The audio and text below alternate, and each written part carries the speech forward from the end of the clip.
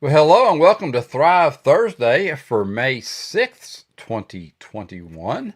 I certainly hope that you guys survived your Cinco de Mayo celebrations last night. I know in the past, tequila has not always been my friend, so I hope you had a better night of it. Maybe you just stuck with salsa, guacamole, and tostada chips and a glass of water, which is my preferred treatment these days. But anyway, I hope you had a great time and didn't have too many cobwebs this morning. But it's always good to go out and have some celebration with some friends and family. So hope you got to let loose a little bit.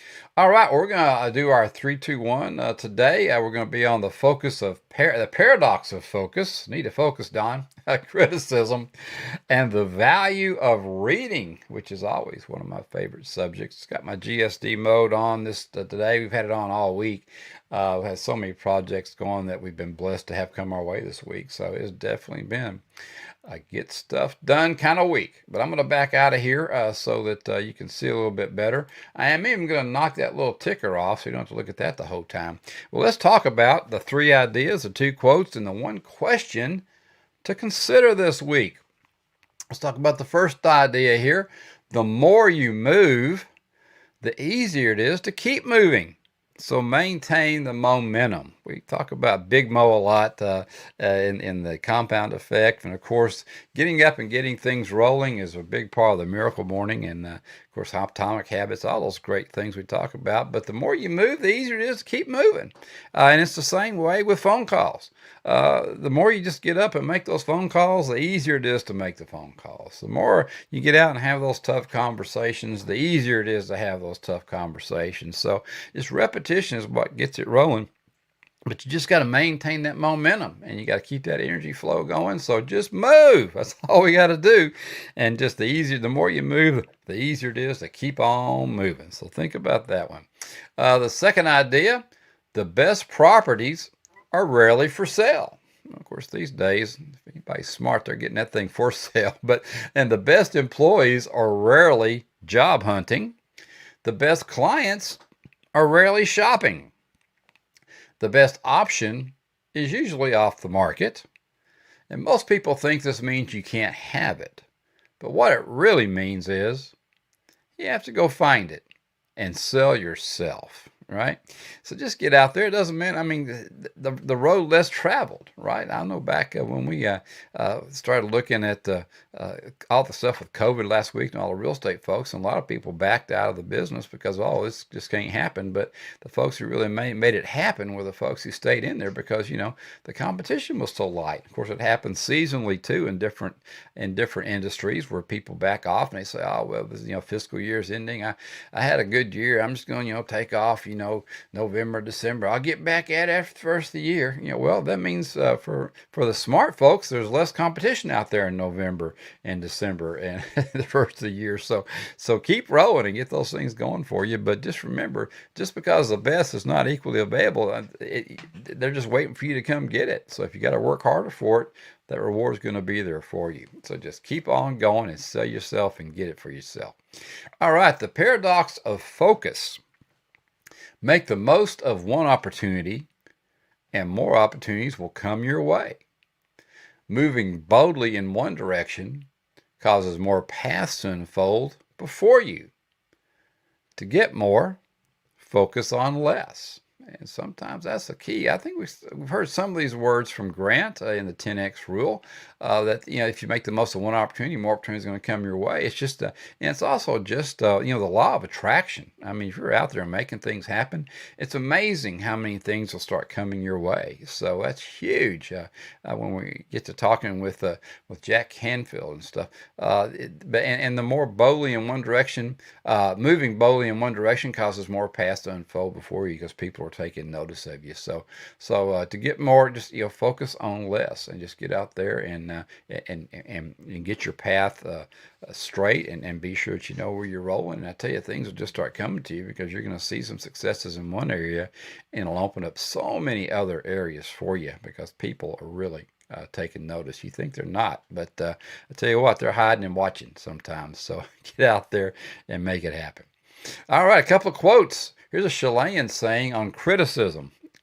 Criticizing a musician is easy. but it's more difficult when you have a guitar in your hand. All right. The guy's like, okay, well, you go ahead, dude. You do some of this flamenco music and see if you don't miss a couple of notes. So, yeah, I mean, we really need to kind of hold our criticism, right? Because if just worry about yourself. I mean, my goodness gracious, instead of worrying about everybody else, just get out there and be the best you can be. And if you can, if you are going to criticize somebody, make it some stuff that'll help them get better, right? There's nothing wrong with criticizing. It's a negative word for most people, but if it's positive, motivational type stuff and trying to help them be better, that's fine. That's what we do here at A to B for me. But it's obviously more like phone calls. So you did an awful job in that phone call. Well, put your headset on. Let's see how good you do, right? So just be sure that you're ready to help someone improve before you start talking them down. All right. Well, of course, these days it's real easy to criticize people, but and that was from Ostrakosa in Gichara, the original. It's a neat little book. All right, let's talk about a letter from Arthur Anne Lamont on the value of reading, which like I said before, is one of my favorite subjects. But if you love to read or learn to love reading, you will have an amazing life. Period. Life will always have hardships, pressure, and incredibly annoying people, but books will make it all worthwhile. In books, you will find your North Star, and you will find you, which is why you are here. Books are paper ships to all the worlds, to ancient Egypt, outer space, eternity, into the childhood of your favorite musician, and the most precious, stunning journey of all, into your own heart, your own family, your own history and future and body. Out of these flat, almost two-dimensional boxes of paper will spring mountains, lions, concerts, galaxies, heroes. You will meet people who have been all but destroyed, who have risen up and will bring you with them. Books and stories are medicine, plaster casts for broken lives and hearts, slings for weakened spirits, and in reading you will laugh harder than you ever imagined laughing, and this will be magic, heaven, and salvation. I promise. Wow, that was a good one. Read that one over again. That is awesome. Awesome. Thank you, Anne, for that. It's incredibly good words. And I tell you, reading is so important. And for those of you who heard me before, it's not a huge effort to get it going, folks. 10 pages a day. Come on, just grab those books that you've bought and sitting on your shelf and just start reading 10 pages a day. Just get it in the morning and just get it done.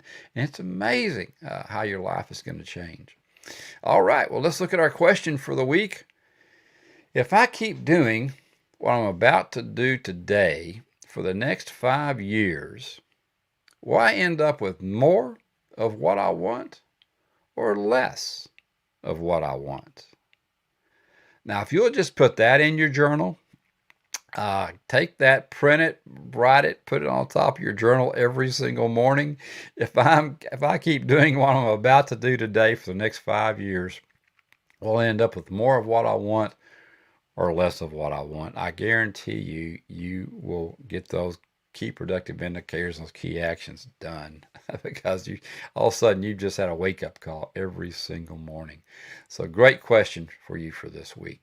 Well, all right, that does it for this week. Thrive Thursday. We're going to have a great one tomorrow let me back in here for you so I can say goodbye to you.